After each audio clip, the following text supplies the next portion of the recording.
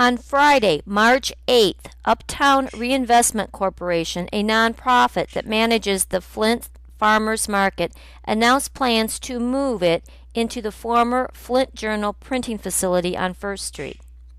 The rumor of this sparked a petition by Melodee Mabbit of Flint. On March 6, 2013, she wrote, "The Flint Farmers Market is currently providing the current benefits which will be lost if moved. Sense of place. The current farmers market has a deep history and it is a prime location. The open space and proximity to the naturalized river allow for a variety of special events, music, food, and vendors that create a dynamic shopping experience. Motorizing and non-motorized accessibility. The market is located along the Flint River Trail, one of Flint's premier quality-of-life amenities. With easy access from the expressway and ample parking, it allows for non-Flint residents to easily visit the market. Economic prosperity. The current location provides a stable, safe foothold on the edge of several Flint neighborhoods that are working to overcome significant stress." She called for action. Unite the city.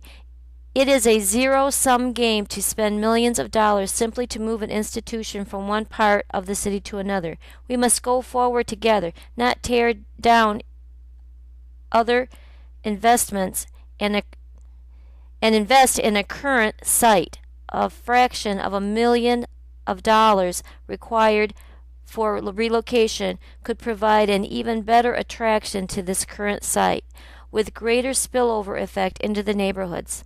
This petition was addressed to the Governor of Michigan and Uptown Reinvestment Corporation.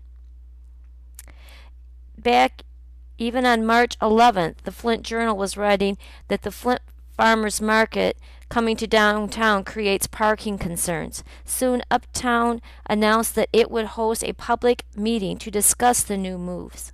I went to this meeting on March 13th of 2013. Here's what happened.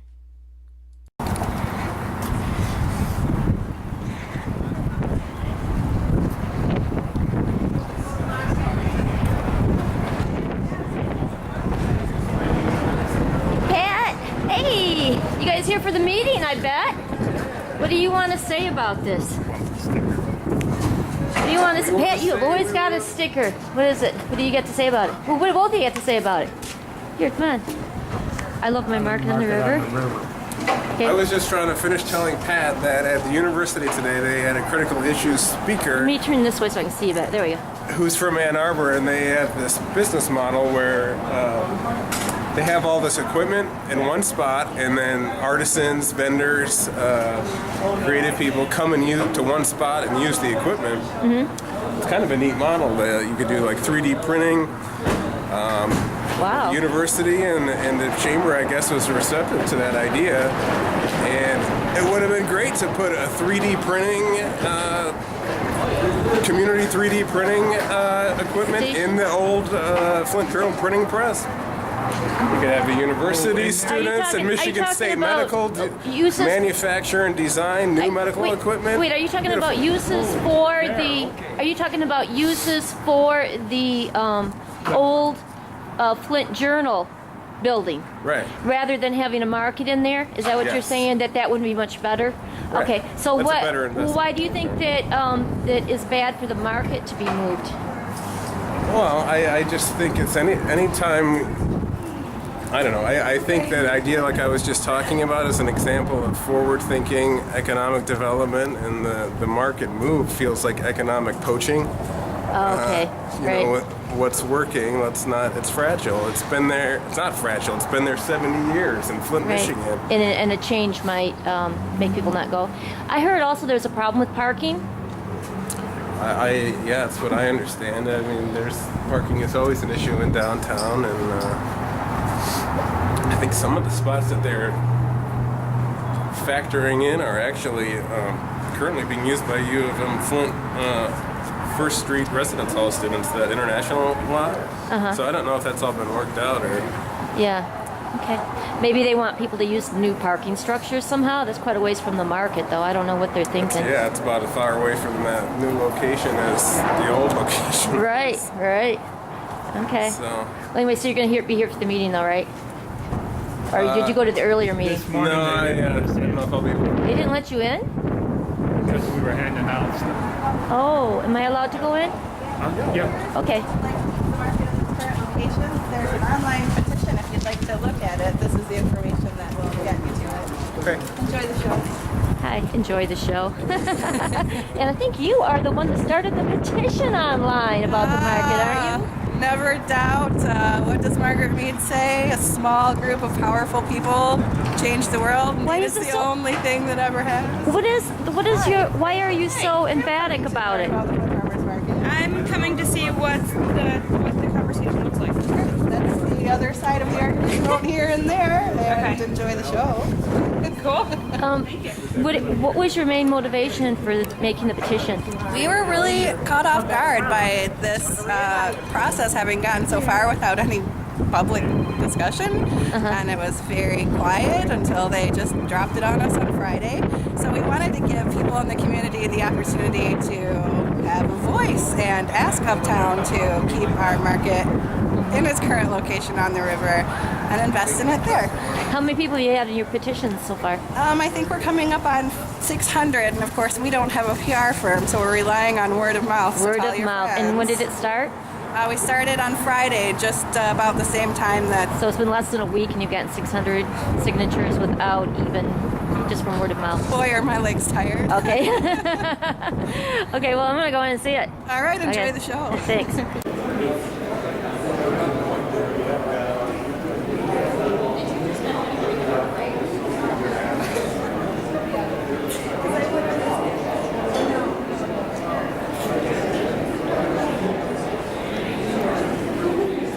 Hello.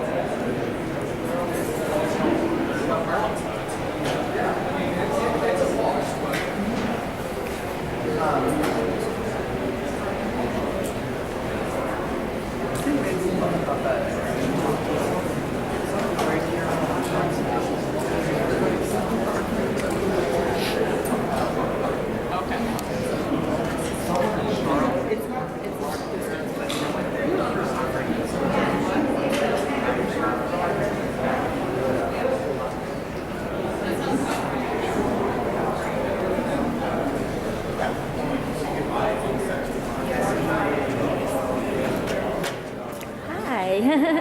Pretty good.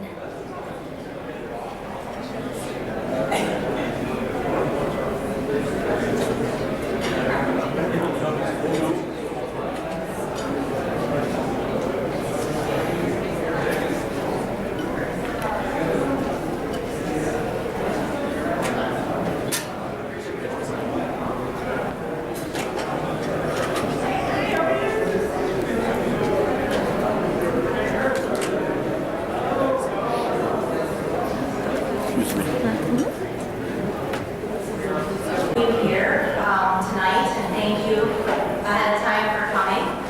My name is Diane Woodruff, and I have worked for the Flint Farmers Market since 2006. I think it's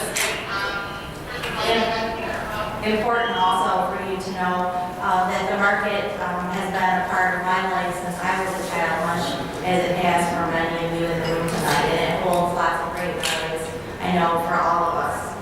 I'm really proud to be a part of the management team, and I definitely count myself lucky to be surrounded by a wonderful family of vendors, many of whom are here today, many of whom are here this morning. They truly make our market a special place together with all of you in the community and our loyal customers. So we're really happy to have you here today. Having said that, today's session is intended to share information about this project with you and to get positive feedback on ideas that are being considered for the new market. Understanding that all of you may not be necessarily has been made to move the market, and you should know that this is not a public forum for debate, and there will not be a question and answer session. There are several members of our team here today, and we would love to hear your comments, your thoughts, your suggestions, your concerns individually. Once the presentation is finished, that's what we're here to listen, so we're happy to do that. I'd also like to note that our mayor, Diane Walling, is here tonight in the back of the room here. The city of Flint is very much a part of this exciting project, so we're happy to have Dean here tonight. There are a couple of out-of-town guests that we have that are part of our market project team with regards to the move, and I'm very pleased to have them here. They're some of the most knowledgeable in the world with regards to farmers markets and with regards to downtown revitalization.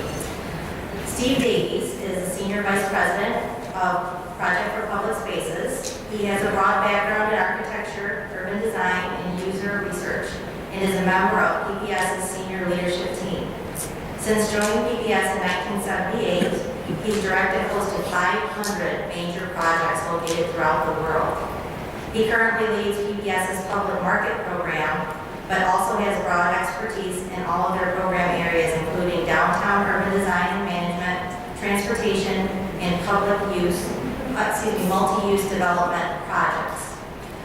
We also have David O'Neill, who is widely recognized as one of the nation's foremost experts in management and development of public markets and rebuilding local economies.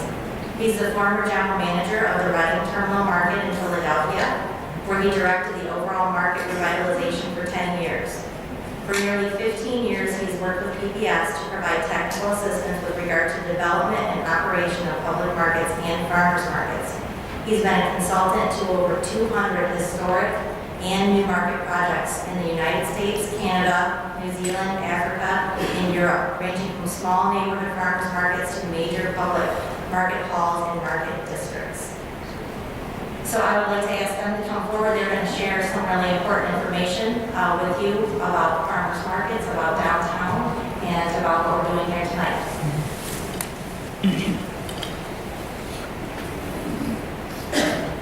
Thank you, Carrie. My name is Steve Davies, and it's a pleasure to be here back in Flint.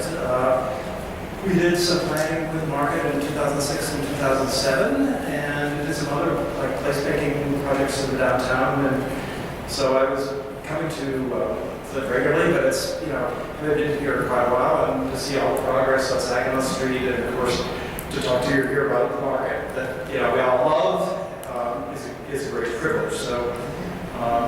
David and I are going to give an overview presentation about the public markets and how they're working today nationally, give us a little bit of a context for you, and then we're going to talk about some of the ingredients for successful markets today.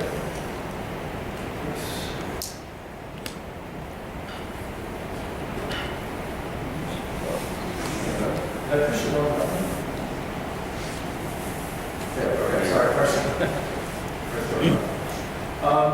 Project for Public Spaces is a nonprofit organization. We were founded in 1975. We work in all different kinds of public spaces. So although David and my specialties in public markets, we also get involved with libraries and schools and designing buildings and places, and get involved in streets and parks. And the new site for the market will actually have a wonderful park associated with it, and it's close to Saginaw Street, so it's really a kind of a confluence of many different kinds of public spaces. We have worked in something like all this 50 states, 41 countries, 25 other communities. We get 2 million people on our website, and we're really growing really fast on Facebook and Twitter. So we welcome, so you take a look at our website. Our work in markets, we do 3 things. One is that we assist existing markets to grow and to change and to evolve. We also work with new communities communities that want to start new markets.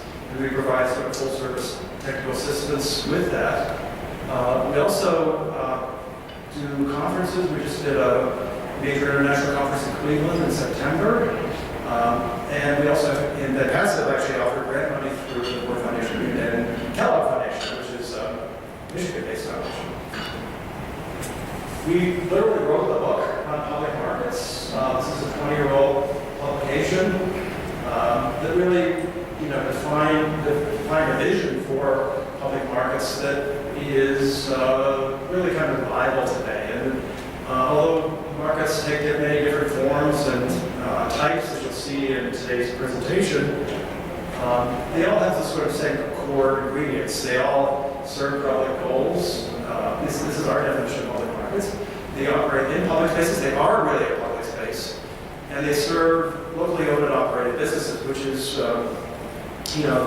unique in today's society where we have increasing chain stores. So this is really local economic development at its best.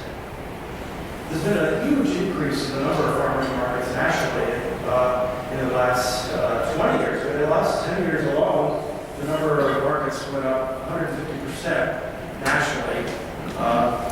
What's really more remarkable probably is in Michigan, there's been a 300% increase in the number of markets. There were about 90 markets in 2001, and today there are around a little over 280. So this presents sort of a context for today. One is that it demonstrates the consumer power, the consumer interest in Michigan and locally sourced product and local businesses. It's really a sort of testimony to the people in the audience here. They're shoppers at the market. It also shows that people have more choices, and there are a lot more markets that there were even 10 years ago. The wonderful thing about the Flint market being a year-round market with permanent indoor space is that you really have a leg up on the seasonal markets. And you have the ability to, a lot of things were here this morning, to grow their businesses and to expand, to really take advantage of this new consumer demand. One of the reasons why markets are thriving and expanding so quickly is because they provide such strong community benefits. They renew downtowns and neighborhoods, they bring people together, they create active public space, they link our urban-rural economies, they promote public health, and they provide economic opportunity. And a lot of these benefits are already achieved with the market in its current location. It is inhibited, as we'll discuss more today, about how it connects to the surrounding neighborhoods. And it generally would, has more potential to even go further than where it is today. This is the Reading Terminal market in Philadelphia that David ran for 10 years. It's an example. I'm going to show several examples of downtown markets to show the connection between a market and a downtown, which is. I've been coming to the Flint market for a few years now, maybe 5 or 6 or 7. I love your market. I really do. I think it's a wonderful, wonderful place. How many people in here are vendors at the market? That's good. And how many, just out of curiosity, how many people live or work in town here today? Okay, so we got the home crowd, the locals. We've worked on a lot of markets, and they take a lot of different shapes, and they really are a reflection of you and your assets and what you like. And we also, if you like this whole idea of markets as a subject, we do. We do give a 2-day course in New York City. We're giving it again in May. If you feel like going to New York for 2 days and learning about markets and going to a lot of markets, you can go to our website. But what we've learned with all these markets is that there are some basic criteria that make some markets work that you should be thinking about today when you're going around looking at all the doors and all the opportunities that you have to make some positive changes here. The most important thing, of course, is it has nothing to do with architecture or location. It's the vendors. I mean, you can see lousy building or, you know, an old barn or something, if you've got good vendors in there and good product in there, you're going to have a good market. So, but if you have the opportunity to have a nice building and combine it with good vendors, you really have something great on your hands. Is that lady pushing something in the truck? Are you here today? That's a Flint vendor. No, I thought she was going to kick out of seeing herself up there. The right location, of course, is extremely important. And markets were always located really in the center of town. And the cities actually grew up around the markets. Markets didn't chase the city. The city chased the market and grew up around the market. If you look at how cities developed historically. But you want that visibility and that accessibility. There are other attributes, of course, that make a good location work. But markets have this radiant power. It's not just about the buying and selling, but they create this very powerful, it's like the original place. And if the market is in the right location, that power, that radiant power, makes other things valuable around it. And if you're around other things that are doing something, then that it reverts back to the market. You get this great synergy. And that synergy is sort of a soulful synergy, and it's also an economic synergy. And that, in the right place, that does begin to kick in. A good location should also be a very comfortable place for people to be. And we say that nothing makes a place safer than other people. So having a market that people like to go to will actually make the market safer and will make the downtown a place that people like to go to. This is has anyone been to the Finley Market in Cincinnati? It's a fantastic place. They just put it up. You know, big money, that was in the over the Rhine neighborhood. It was not what you would call a safe neighborhood, and the market is making that area more valuable and safer because of the investment in that old traditional buying and selling in the marketplace. The right vendors and the right mix. You know, how much prepared food, how many farmers, what about resellers, what about non-food? There's no every market makes up their own mix, and you seem to have hit a pretty good sweet spot at every market, so I don't think you need to really work on the mix, but I think you can be planning for some growth, that this move is really going to be about growth at the bottom line, so you are going to have some opportunities to expand that mix. It goes without saying that no chains, no franchises, that is a mantra in every market. These are for local people. That can't get into the big game. Markets are always sort of the stepping stone into the formal economy for people, and you want that owner or the operator behind that stand who you're talking to. If you're doing a market today, what is your mission? You have to stay on course. Are you doing it to help the farmers? Are you doing it to help the downtown? Are you doing it to improve community health? Are you doing it to preserve agriculture, the green belt around you?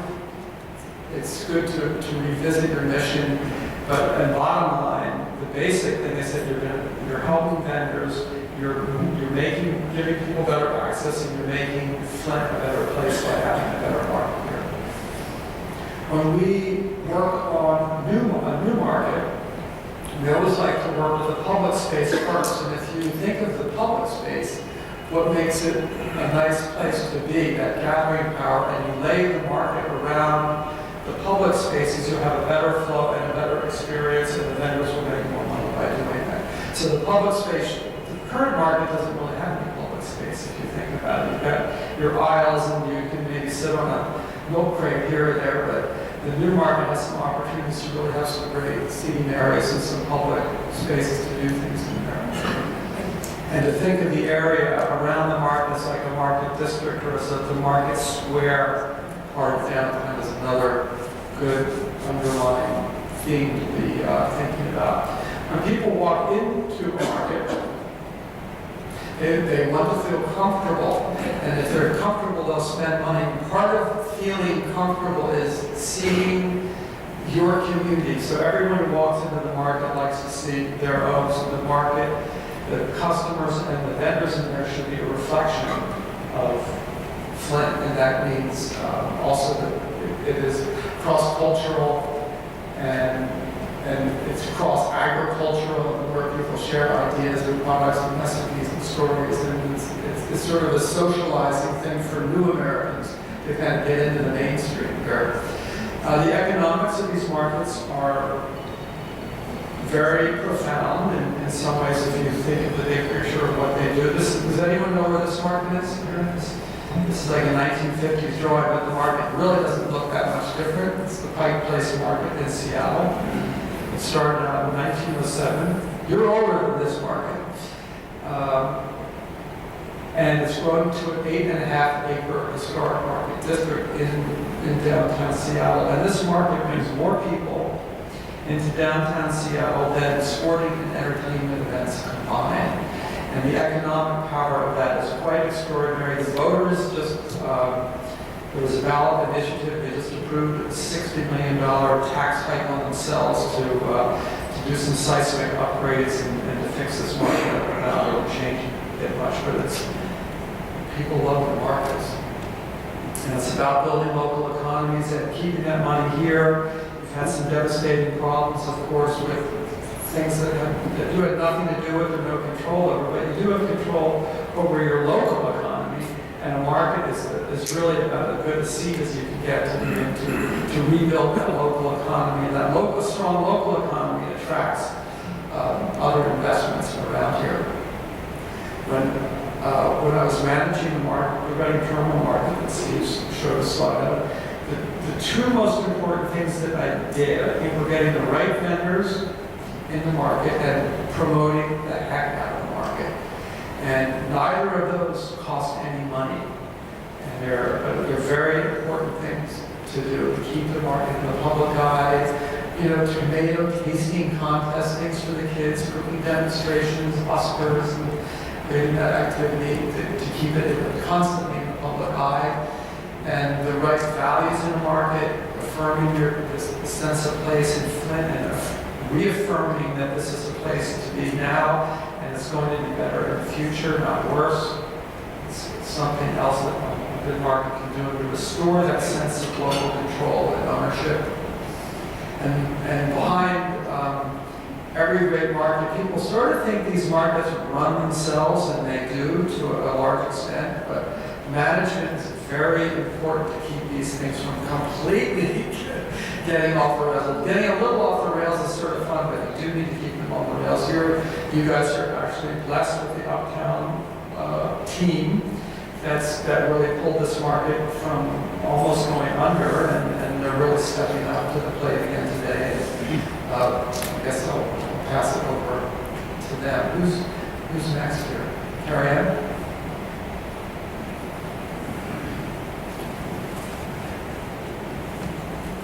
Thank you very much.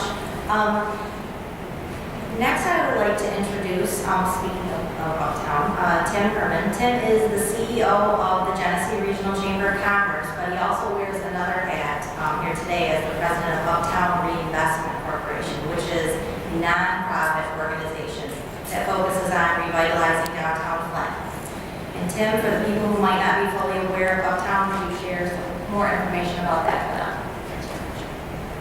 Thank you, Carrie Ann. And up here you'll see 1920s picture of the market, first market in downtown Flint. Flint Farmers Market is managed, of course, by, as all of you know, the Uptown Redevelopment Corporation. The corporation is a nonprofit organization with two core missions.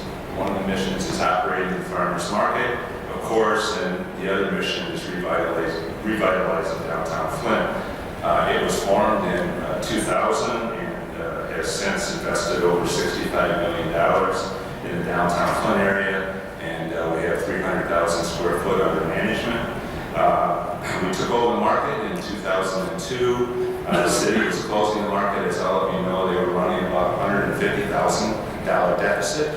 And so I asked my board at that time if we could take over the market. I went to the city, asked them if they were willing to have us manage the market, and they said yes. So I received a go-ahead from my board in 2002, and we've been managing the market now for 11 years. The market annually has about 270,000 visitors per year.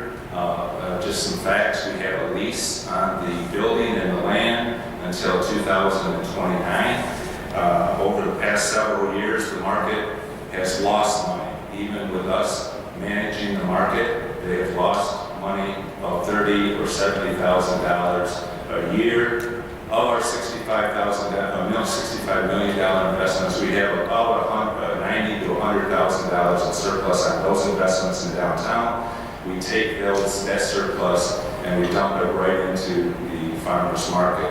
So if you do the math, 70–80% of all of our surplus in our $65 million worth of investments in the downtown goes right into this farmers market.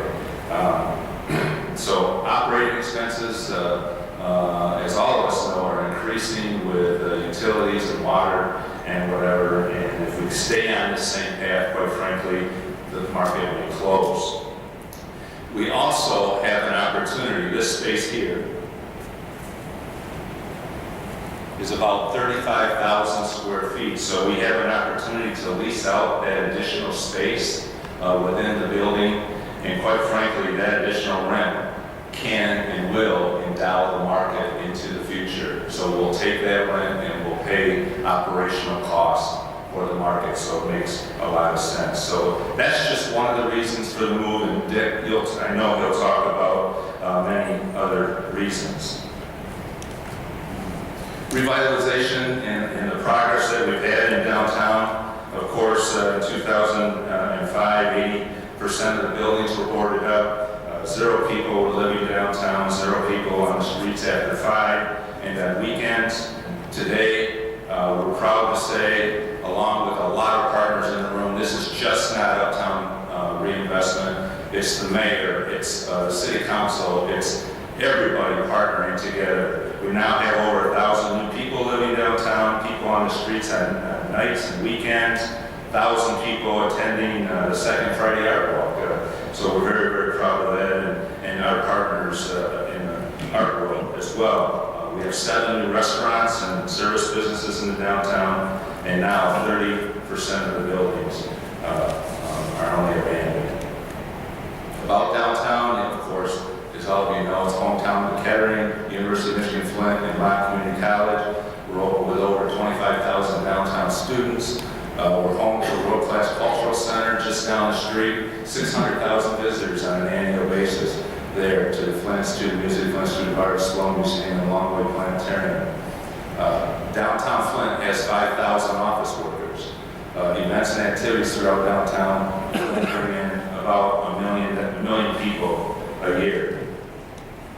Just some of the investments that Uptown, along with partners, have made in the downtown. Of course, you all know about Brown Sugar Cafe, First Street Lofts, 16 loft apartments, the Community Foundation building, Roll, 72,000 square feet, M-Live on the first floor, Language Packaging on the first floor, Roll on the second and third floor, and 8 loft apartments. We're very proud of that. Wade Trim with a TV station on the first floor. Now you have a yoga, a table and taps, and I'm missing a few, but second floor, of course, is Wade Trim, and then some loft apartments on the top. You got Blackstones, you have a Riverfront Center, this beautiful facility, $29 million facility that was just lying here vacant. Now is out at 475,000 or 475 kids going and living here and having this banquet center that can accommodate 2,000 people. So we're very, very, very proud of all those property developments. So this new facility over my right shoulder affords us the opportunity to keep vendor rents at what they currently are, and Ridgeway will talk about that a little more. It gives us the opportunity for a great infrastructure with room to grow. And quite frankly, as I said before, it gives us the opportunity to endow the Flint Farmers Market into the future with the additional space that we can lease to other half of the building. And probably the happiest I am is the accessibility that this new facility will bring to the residents of Genesee County. We have 82,000 people in this community that have disabilities, and 16,000 have mobility issues. So I'm very, very proud that with the access that we'll be able to afford people with disabilities in this community. It's something that I've been working on for a long, long time. I'll just tell you this, please, please be open to the idea and see what's possible. Thank you. I'm now going to introduce Dick Ramsdale. Dick took over managing the market somewhere in 2004, 2005, or maybe 2003. He's just done a wonderful job, and we couldn't have done it without him. Thanks, Dick.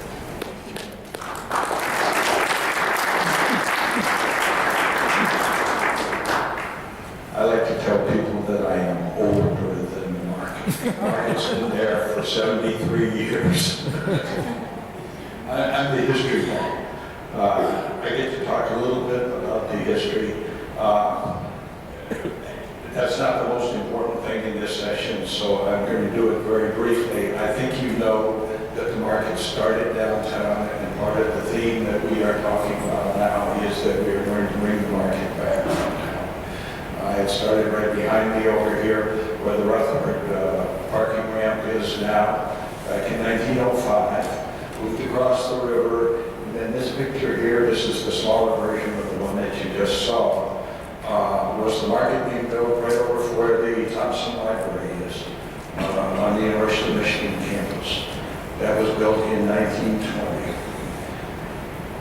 After 20 years at that site, the area had become so congested, and frankly, apparently, according to reports, it smelled a lot. And the merchants from downtown said, we want that market out of downtown, and so there was an auto salvage yard just up along the river, run by a gentleman by the name of Smitty, apparently. And I don't know anything about the details, but that salvage yard was bought, and the current market that we all love so much was built up there. Jumping up to much more recent times, as Tim pointed out, in 2002, Uptown took the market over as the management. I am a contract employee of Uptown.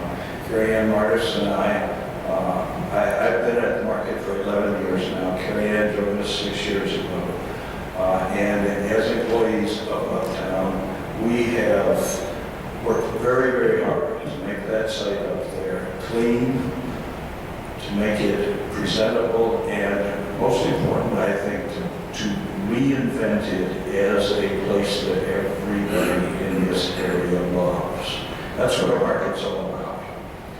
And I think that while we have done that, and it's not just the two of us, I'm talking about we as a community have done that, then I think, as you saw from Tim's presentation, what has happened down here in the downtown area, which in a small town like Flint really is basically Saginaw Street.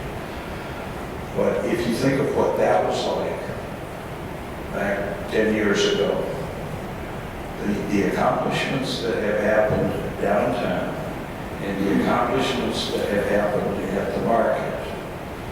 Now, when the Flint Journal building became available a year ago as a downtown site, it seemed very natural that we put those accomplishments together with the accomplishments downtown, and we build on that. Let me just, from a historical point of view, put another thing in the pot here. Uptown has always had a mission of having the market downtown.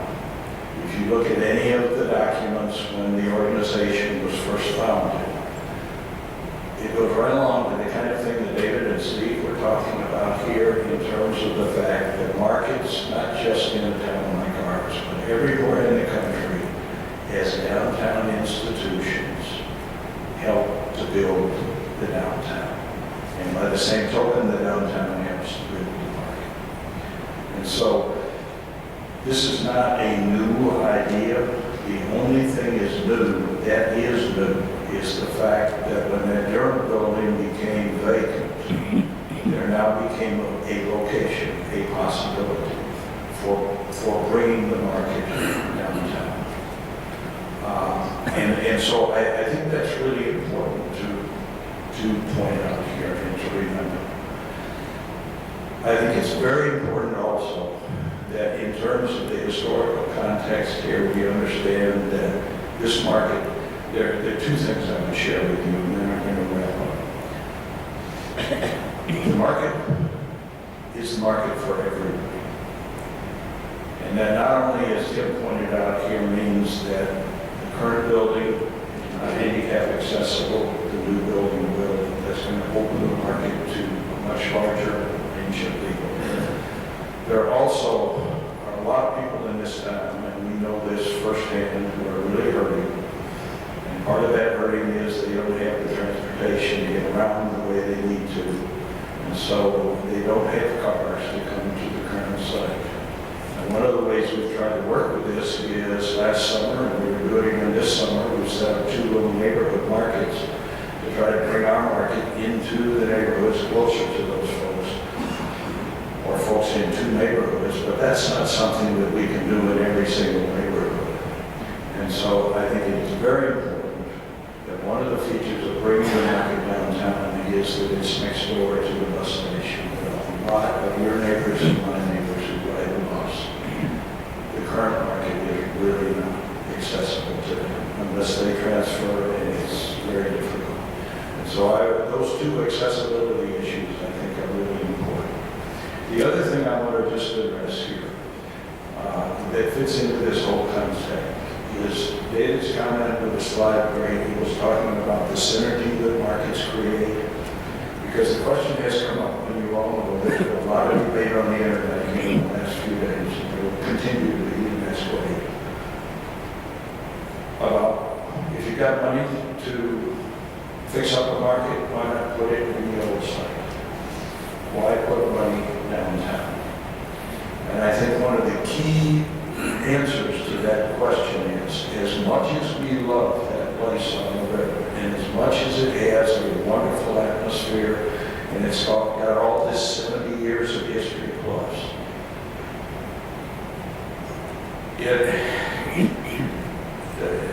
it cannot create synergy in that location because there's nothing there anymore as far as business establishments. It's not in a neighborhood. A lot of these pictures that David and Steve showed you are marked right in the middle of neighborhoods. And they have boosted those neighborhoods tremendously, and the neighborhoods support that. This site, frankly, was built up there to get it out of downtown. And there is no neighborhood around there. We expressly cut it off from the cultural center when it was built. There's a cemetery to the north. Folks in cemeteries don't shop. It is a site right now that is convenient to folks with cars who come off the expressways. And they are a wonderful customer base. But we can do so much more down here.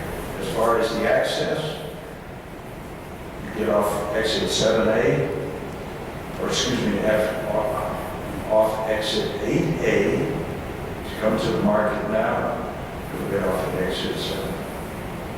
And that's the difference in terms of the transportation, but I think one of the key arguments is if we put it downtown, it builds right in with all the things that have been going on downtown. And together, the market in downtown will grow even more. That's enough from me. I want to turn things over to Ridgeway White. His official title in terms of this project is that he is the project manager of Uptown Redevelopment. He is also the Vice President for Special Projects at the C.S. Mott Foundation. But more than that, he's a guy who cares a lot about this town. And he has been behind a lot of the things that have happened downtown. And I'd like to welcome him and have him come tell you about what this place is going to look like.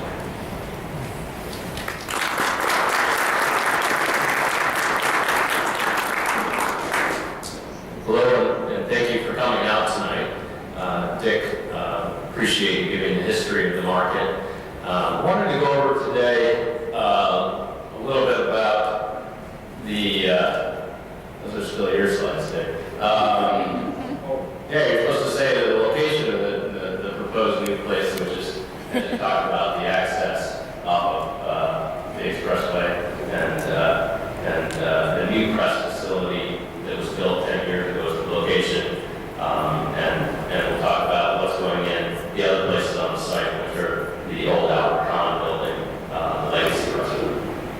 So anyways, the project, part of a larger project. The larger project is a nearly $33 million project. It's anchored by a couple of different pieces. Pieces include the Michigan State University Master of Public Health, the demolition of the Genesee Towers and conversion to an urban plaza, sort of exploration park. I'll talk a little bit more about that. And the Flint Farmers Market move along with some extra flexible space. The interesting thing about this project, when we talk about, why not invest in the current location?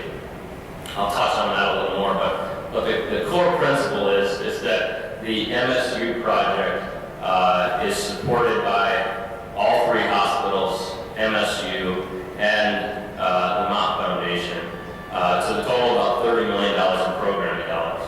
It's going to bring 80 jobs to Flint, create over 50 jobs, and move their entire Master of Public Health and expand the medical education program, doctorate program, MD program here in Flint. That project is leveraging a lot of dollars. So those dollars are already being spent. There's a will to take down the Genesee Towers. Those dollars were in. And we said, well, there's this extra new press building. What are we going to do with that? We looked at a bunch of different scenarios. Looked at University of Michigan Flint.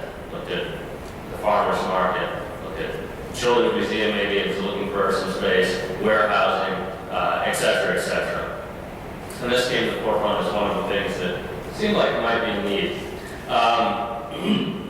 But what it does do is we leverage tax credits for this project. So we basically end up with a 72,000 square foot press facility that's in gorgeous shape, easily convertible to a market, and it has new market tax credits, which constitutes over $10 million of the total project, federal dollars, state of Michigan community revitalization program dollars. There's some state or city dollars, $750,000 the city is putting in to help tear down the towers. We can leverage those dollars. We have an anonymous donor that put in $1.5 million to tear down the towers. Leveraging all of those to get free money to invest nearly $7 million into a new market and really expand on what we're doing. And jumping into the market, the concept here is to create a food hub. The concept is to create an overall health and wellness district, but the market concept is a food hub. And I didn't really understand what that meant jumping into this thing, but I do now, and it's pretty simple. Basically, you want more than one food-related activity in at the same location. So, here we want the farmers market.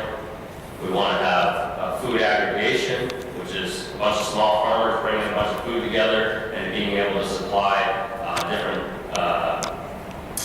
places, maybe a hospital, maybe diplomat specialty pharmacy, some of those things provide opportunities for farmers to sell product on a larger scale customers when they couldn't do it on their own. And then also have a commercial kitchen, which is basically a place to bring grandma's recipe to market. So, moving forward a second, one of the things that I would like to digress for 2 seconds on is the downtown revitalization process. And one of the things that we're really proud of is, sometimes people say, well, you're just creating this fancy restaurant to eat at, or, something to do, and why are you investing on the dollars in that? We have other problems. And really, at the core of it is the idea of creating economic development in Flint. We want to make Flint a place where people choose to live. Say, I want to live here. In the 1950s, people said, I want to live in Flint. I want to make sure that that's what people say again. And we want to have a place where I want to locate my business here. And I think a prime example of that is Diplomat Specialty Pharmacy. Tim and I, about 3 or 4 years ago, had a knock on the door call, basically, and said, from Diplomats, had Phil Hagerman said, I want to come downtown and see what you guys are doing. I want to be a part of the revitalization process. And we said, oh, that's awesome. And we said, let's build you a building and, or remodel a building. He said, well, I'm having 100 people a month or, a year or so. So how do you build for that? And we said, well, there's this tech center here that you might be able to buy at an affordable price, and that gives you unlimited opportunity to expand. So we didn't get them right downtown, we got them close to downtown. And, but it speaks to, why we located here. Because there was an armature, a strength in the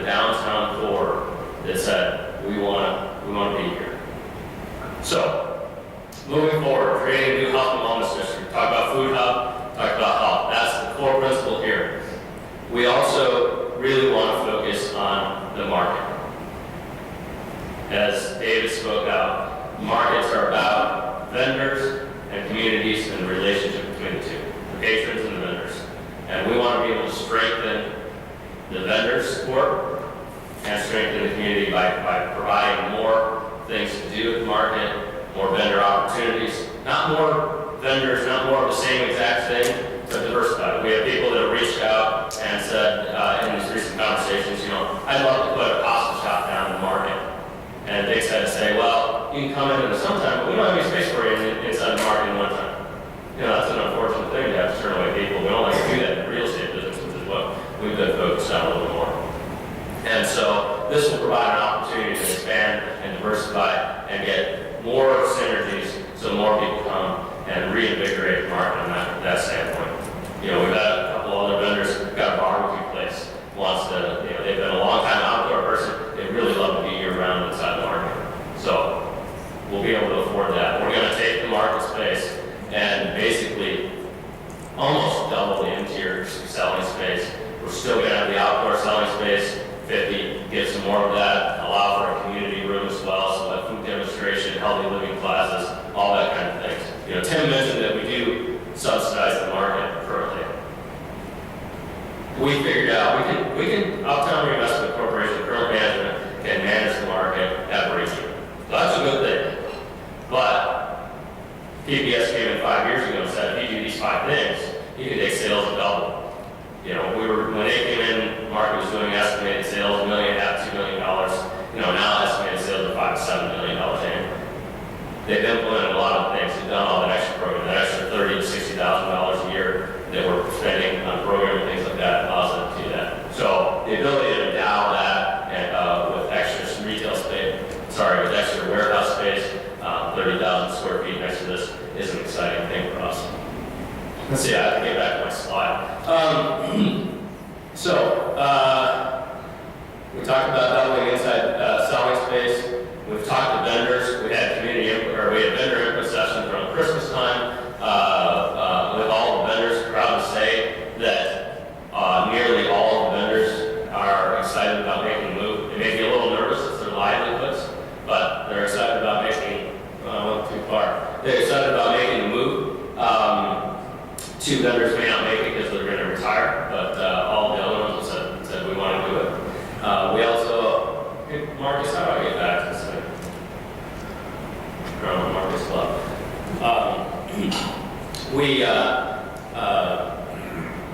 Here we go. You know, talked about outside. We're going to have a wraparound outside shed around the entire market. The parking will be a slide later on parking. Essentially, we'll have 3 core parking areas. So we'll have the on-site parking between the old Flint Journal building and the new press facility. Total of a little over 200 spaces to subtract out vendor spaces. You know, and some of them may park in different areas to provide for more customer facing. Maybe we need to subtract out all the vendor spaces. We'll have 100 spaces right there. For Tuesday to Thursday, that's more than enough parking. When it comes to Saturdays, we have the International Institute parking, which is just on the other side of the building. And we're going to take that out to 171 spots. And then we also have right across First Street, University of Michigan, which has 166 spots of parking next to the brown parking lot. Nice and flat area where you can see your car. And so within the adjacency of the building, you exceed over 500 spots. Current market has about 380 or so. So good parking. Free parking, and then the flat lot on weekends is open and free as well, but it's a little further, you know, it's the 100 yards.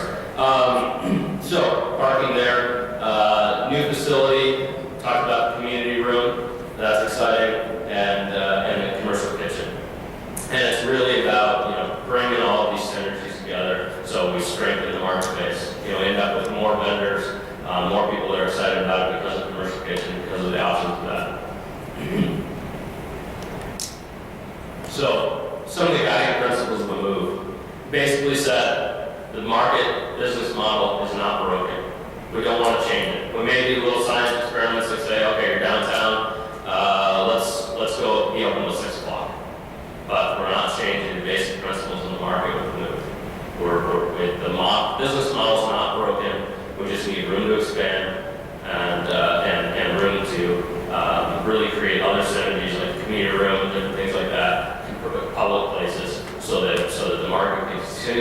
strong long term. You know, some of the things we've noticed are a Grand Blanc market popping up, a Fountain Market Park popping up, and other ones around here. And say we want Flint to be the destination market for all of Genesee County. So how do you make it that exciting place long term in perpetuity? Provide opportunities for vendors to expand their existing businesses and sales. I think I've talked on that. Basically, we're going to look at ways to, you know, the vendors have said, some say, I want to do this, I can sell a little bit more. They're very entrepreneurial, and Flint has an entrepreneurial spirit, so we want to take advantage of that.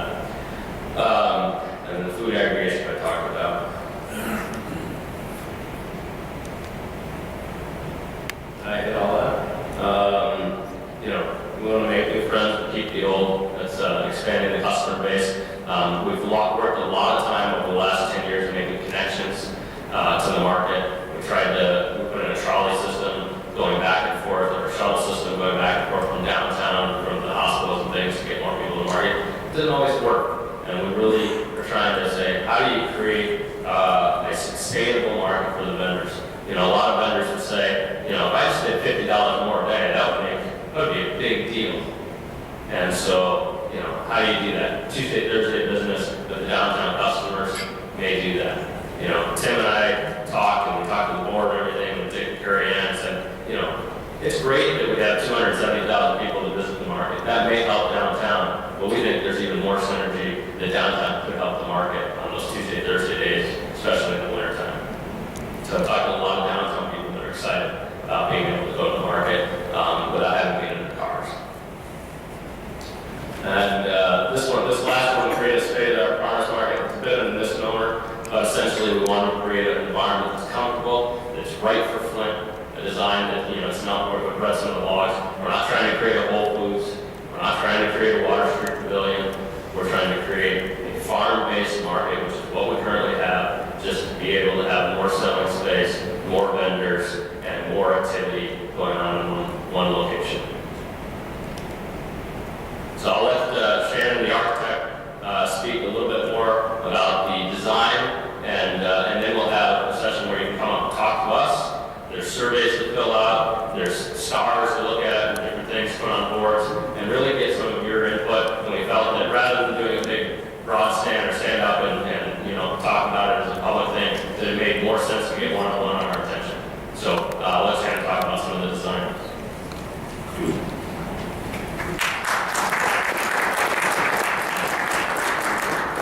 Okay, so I'm not going to talk for long because I'm a big believer. I'm a local architect. I've been working with the vendors on the project. The picture says 1,000 words. And so there are lots of pictures up in the room. And just to give you, to kind of set the stage, the rendering that you see is it's just a concept. It's a rendering. We want your feedback on that. There are boards in the back of the room that are talking about the exterior canopies, what the exterior canopies might look like, what the inside might look like if we're going to have some kind of lower canopy areas over the vendor booths to bring the ceiling in that building, which is 24 feet high, down to kind of some human comfort scale. This is a rendering of the outside. This is gives you a better image of what Ridgway was talking about, that exterior patio that's wrapping the market. This would be what would kind of take the place of what our current shed structure is. And by doing this, we create the vendors in a location where they're right up next to the building. They're under a 20-foot canopy. They're protected from the elements. We're thinking about doing some roll-down awnings to protect the product from sun, to protect the vendors from rain, and we think that that's something that they totally don't have now. And that it could be a double-sided selling opportunity, so that you, as a customer, would walk up and you would have product on both sides, which would be really exciting, and then just sit inside and then have access to all of the existing vendors, especially nice in inclement weather. This slide, Ridgway was talking about this, visually demonstrates the parking in the area. The building is the pink block in the middle, 205 spots on site, 171 up to the right of the building is the International Institute site. This is kind of the preferred layout, both collaborated by the University of Michigan Flint and the Uptown Redevelopment Corporation. 166 spots immediately to the north is the University of Michigan parking lot that will be available, free, open on Saturdays. And all of these are within one block, one city block walking. And it's literally across the street. It's closer to walk to the 166 spots than it is to walk from our current market all the way to the last spot if we were having to park out there on a busy Saturday. So, and this board is over there, and we want comments. There's a clipboard, and write your thoughts about that. I'm going to go through, you can't really see these very well, but these two boards are the floor plan and the site plan. Those also are up, and we're happy to stand and take public comment. The one thing that I would say is about the boards. So when you came in, you should have gotten a survey. So we want you to take the survey. There's nothing really crazy on there, but we want your input about would you shop if the market had extended hours? Would you shop if we stayed open a fourth day of the week, for example? What would bring you to the market? And this will be helpful for our vendors. And then you also should have gotten a little sheet of stickers. The color delineation doesn't mean anything. It was just because it was pretty and fun. We got a sheet of stars. So what we're hoping for this community input session is the star is your vote. And we didn't give you enough to vote for every image because some of the images are pretty cool. So we want to vote for 3 or 4 on one board. But what we want you to do is pick the things that you really like. So if there's something that you really like, you can put all 20-year stickers there. But there's input on all kinds of things. Carrie Ann and Dick and Ridgway and Tim all touched upon, and even David and Steve as well, the importance of programming in the market. Okay, now we're talking about the plan for the farmers market, and he just asked you what you thought of it. What do you think about the presentation? I want to say overall, first of all, when I heard about the move, I was one of those like, what? No, we can't move it. What are we doing? And my first thing, okay, I got to hear both sides. So when I got the email this week, actually, I even responded to it and said that, it was nice to kind of hear some of the other side, why we think it'll benefit Flint, those kind of things. So with the presentation today, I don't think it was exactly what I thought it was going to be today. I thought it was going to be more open forum and stuff, but I can see why not doing that.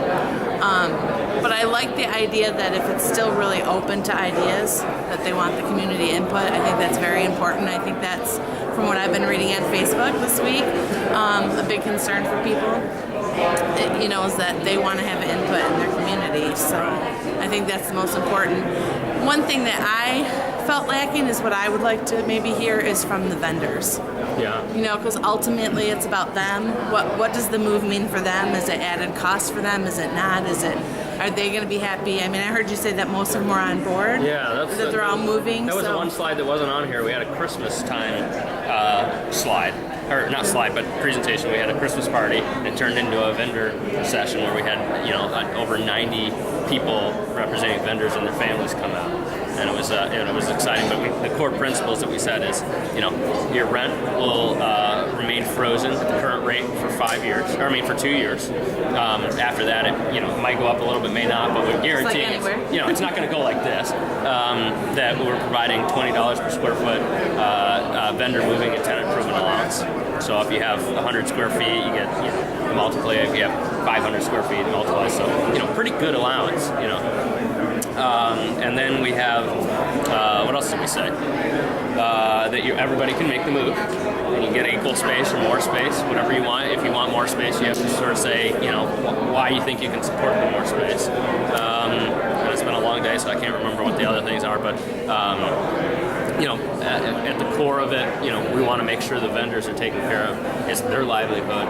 The market is in place to support the vendors and support the community and bring the two together in a selling place. So, while buildings are important, I think that the core is that relationship between the community and the vendor. Right. That's exactly what I haven't been hearing, and that what I wanted to hear, and that relieves me, a little bit, because I hadn't heard from any vendors. All I hear is what you guys are saying. I'm not actually hearing that from vendors that, we are that they're getting the same rent for 2 years, that kind of stuff. Because we're abating the rent for the first 6 months too. Right. And see, that's why I go to the market, because I want to support the local economy. They don't always have things that I even need or use, but my mom is in a kind of a community living thing. I pick up stuff and I just drop it out there because that's what I want to support. Right. And so that was a big part of my concern is what's it doing to the vendors? And we haven't got to hear from them specifically, only what you guys are saying they're saying. Yeah. So, and I haven't made it to the market because I've worked on Saturdays, the last couple Saturdays. So Thank you. I'm excited about seeing that. So. Yeah. Okay.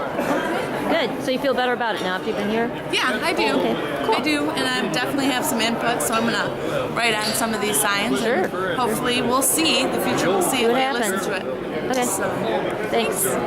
And you're a vendor at the Flint Market right now? I am. I'm a newer vendor. I just started in May of 2011, but I have been coming to the market since I was a little girl. Which booth do you have? The name of my store is A Bit of Earth. I have the earth-friendly stuff, kids, whimsical kind of things, and used books. Okay. And I have to say that I am excited about the move. I feel like Flint is I feel like we just need to be excited. We need something positive in Flint, and I feel like if all of us can just be positive and accept the newness, because I think we're heading in a new generation, and new things are happening. So I just feel like it's kind of time. Yeah. So you're on board. You think that the Flint will probably being in the downtown location would be better for you than the current location? More traffic? Yes, because I can tell you on Tuesdays and Thursdays in the wintertime, you are lucky to make even a little bit of your rent. Okay, so do you foresee any problems, especially on Saturdays when you get really busy? As a business owner, I just want the busy. I mean, I just say come and experience it. Like people, they have so much negative to say, but when's the last time you've been there? Right. Like walk down there, see everything happening. There's kids down there and art and so many good things. We just need to focus on the good. Great. So. Okay. Anything else? No, I think. I'm gonna turn this off then. Okay, so what do you think about the market moving? Well, I think it's a terrible idea. I think it's all about who wants to collect the rent, and it has nothing to do with the quality of the market or what the vendors can afford to do in terms of moving. I'm saying this now because I wasn't allowed to talk during the meeting, since I was supposed to simply listen and do as I was told. Okay. So why do you think it's such a terrible idea, though? I mean, what about the idea? I mean, they made it sound really nice at the meeting as far as the new facilities, all of the extra parking and availability, accessibility from the bus station. What do you think about all that? I'm not sure I've heard various things about the difficulties with the parking, so I'm not convinced there. And why would they try to sell this idea to people by making it sound bad? Well, that they would be handicap accessible. That could be accomplished in the current building. I was told that there weren't any public spaces in the Flint market as it is now. I'm not sure there'll be public space in the market that they plan. Yeah. Well, I was wondering, what do you call that area in the front where the bandstand and the seating is? I think you call it a public area. Oh, okay. I wasn't sure. Okay, anything else? No, I think I've pretty much said what I wanted to say. Okay. Thank you. Anybody else want to talk? No. Anybody else? No? No? Did you want to say anything? Anybody? Okay, what do you think about the market moving? Well, I have mixed feelings about it. The present farmers market, which needs a ton of work, like it needs an elevator to get to the second floor, it needs to have its electrical service improved and the plumbing improved to bring it up to code and allow for expansion. It's at a perfect location right off I-475, and the Flint River Trail makes it pedestrian accessible. But the downtown location, of course, is nice and pretty, but I hear it's about a $33 million project, and I have a reservation about parking, as well as if there's major downtown events that could disrupt access to the farmers market. So that may be pedestrian friendly, but what about the parking? Like I noticed that, like with me, when I go to the market, I might make a couple trips to my car so that I can put the stuff in the trunk and go back and get more. I think if I had to walk a distance, I probably wouldn't buy as much if I bought anything. I mean, I don't know if that would be a problem. What do you think about people coming off the bus? If they're on a bus, and that was one of the points, do you think they're going to be buying a lot of things at the market? Well, if they can haul the fruits and vegetables and other things they would get off the farmer's market, they have to probably bring a bag, and obviously they cannot get a lot of things on the bus with them. Yeah. Well, but it's totally you'd be able to buy a couple apples to eat on the way, though. Anyway, right? Yeah, that's true. Losing our culture. Okay. Anything else to say about it? Just about covers it. So I can see both sides of the issue, but I do have reservations. It may save money just to fix up the existing farmers market as opposed to redeveloping the new location. Yeah. Okay. I'm gonna turn it off then.